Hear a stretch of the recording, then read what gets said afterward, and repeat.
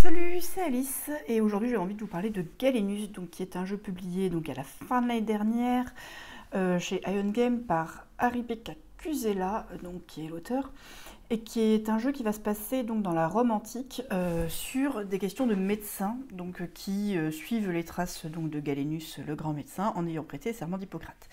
Du coup, le but, ça va être de sauver des populations et surtout d'acquérir du savoir et d'être le médecin le plus savant.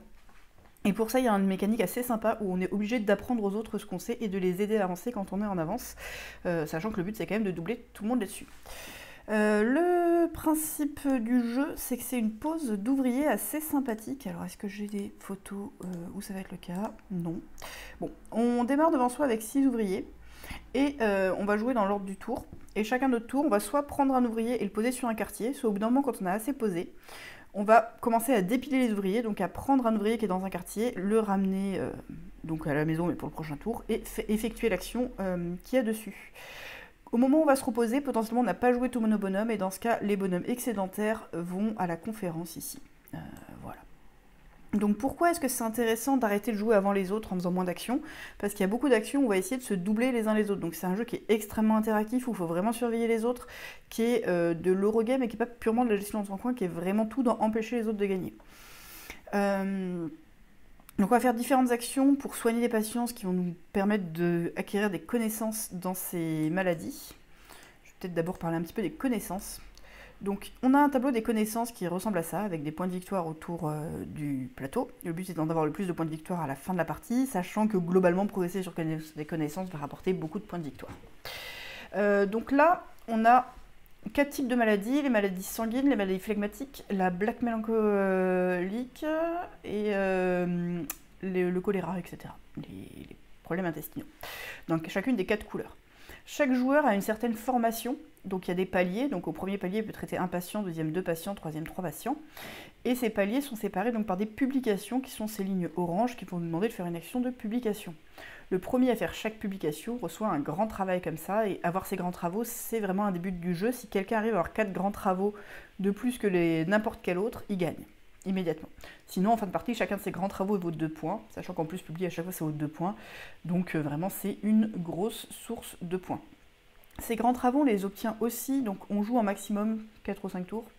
À la fin de chaque tour, on a des conférences, et le vainqueur de chaque conférence, celui qui a fait c'est le plus illustré dans le savoir en question, gagne aussi un grand travail comme ça, une barre noire.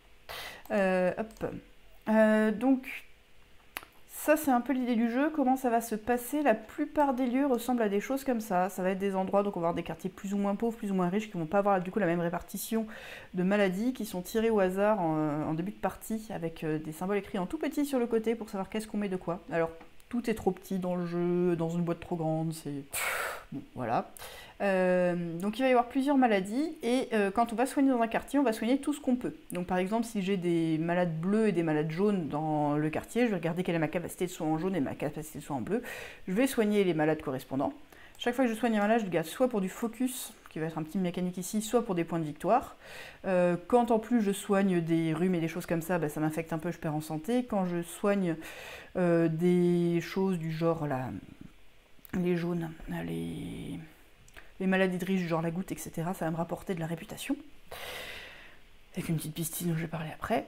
Et donc ça va faire des points de victoire. En plus de ça, si j'ai soigné du jaune et du bleu, je vais choisir, je vais avancer soit d'un cran en jaune, soit d'un cran en bleu. Parce que j'ai appris sur la maladie en la soignant. Le truc assez mignon qui va se passer, c'est que si quelqu'un avant moi dans ce même quartier a soigné du jaune ou du bleu et qu'il est meilleur que moi, il est obligé de m'apprendre un peu de sa science. Donc si j'ai soigné du jaune et du bleu et que quelqu'un dans le même quartier avait soigné du bleu avant moi en étant meilleur que moi, alors je peux avancer de 2 crans en bleu ou d'un cran en jaune, parce que personne n'a soigné du jaune, enfin, n'a été meilleur que moi. Donc ça va permettre de progresser plus vite sur ces tranches-là, sachant qu'on bute devant les étapes de publication, et que pour publier, il va falloir faire une action publiée chez soi. Donc c'est une action qu'on programme aussi chez soi. Et pour publier, il faut être au taquet d'une connaissance, donc devant un palier à passer, et avoir 1, 2 ou 3 focus de la couleur en question à dépenser, qui peuvent être potentiellement un petit peu compensés par de la philosophie, mais toujours au moins un focus de la couleur, ce qui veut dire qu'on a soigné au moins un patient de la couleur et qu'on l'a utilisé dans un focus. Je vais très vite, hein, c'est juste pour donner un peu l'idée du jeu. Il y a un petit système circulaire là-dessus, sur quand on a trop de réputation, on perd de la santé parce qu'il y a des tentatives d'assassinat. Quand on perd trop de santé, on perd du focus. Quand on a beaucoup de focus, on peut gagner de la philosophie. La philosophie, ça va aider à gagner conférence, c'est un peu de la rhétorique. On avait moins de résultats sur nos papiers, mais comme on est plutôt bon pour disserter autour, ça se passe bien. La conférence à la fin de chaque tour, ça va être une piste ici. Donc le premier joueur à dire j'arrête de poser des nouveaux ouvriers et maintenant je vais commencer à dépiler mes ouvriers, va choisir le sujet de la conférence du tour. Donc là par exemple c'est sur le noir, la plaque mélancolie. Et donc on va comparer en gros les connaissances dessus, ce qui vont donner un certain nombre d'avancées. Les ouvriers non utilisés font aussi un certain nombre d'avancées. Et ensuite on peut miser secrètement du focus et de la philosophie des couleurs en question.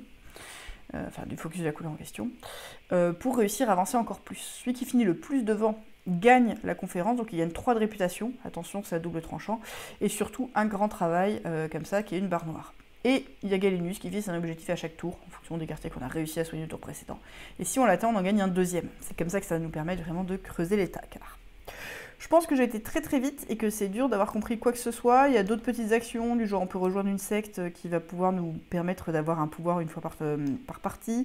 On a toujours des alternatives sur les quartiers entre soigner et faire une action spéciale, une action de voyage qui est que des actions spéciales. On peut avoir un hôpital privé dans lequel on va soigner aussi chez nous. Bref, plusieurs petits éléments. On peut jouer en symétrique ou en asymétrique. Moi j'ai tendance à préférer la version symétrique. Donc sinon, c'est un jeu qui se joue, je crois, officiellement de 2 à 4. Je pense que c'est un jeu pour 4 joueurs. C'est vraiment mieux calibré à 4, à 3. C'est moins intéressant ce qui se passe sur les quartiers, sur la gestion de priorité. La gestion d'ouvriers qui a l'air d'être quasiment rien, où d'abord on pose et quand on veut on dépile, c'est en fait vachement malin. Parce que comme il y a plein de choses, passer avant, passer après, ça va être vraiment très intéressant côté timing, côté essayer de prévoir ce que font les autres pour essayer de grappiller le truc qui nous permet de prendre l'avantage. C'est vraiment très très chouette. La manière de faire des points est pas si complexe que ça, mais il faut quand même bien la visualiser sur notamment ses publications, etc.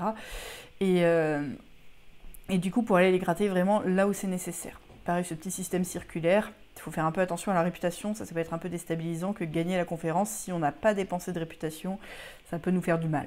Bon, c'est un peu tordu, mais voilà. Donc moi, c'est un jeu que j'aime bien, vraiment, j'aime bien ce qui se passe dans le jeu. C'est les purs Eurogamers qui aiment jouer tout seuls dans leur coin, vont pas forcément kiffer à fond. Dès qu'on aime un peu cette interaction, mais on essaye un peu d'empêcher les autres de gagner, mais c'est pas de l'interaction directe non plus. Tout est dans le timing, il faut surveiller les autres en permanence. Si on aime ça, ça peut être très très chouette. Il y a une feuille d'aide du jeu qui est grande comme ça.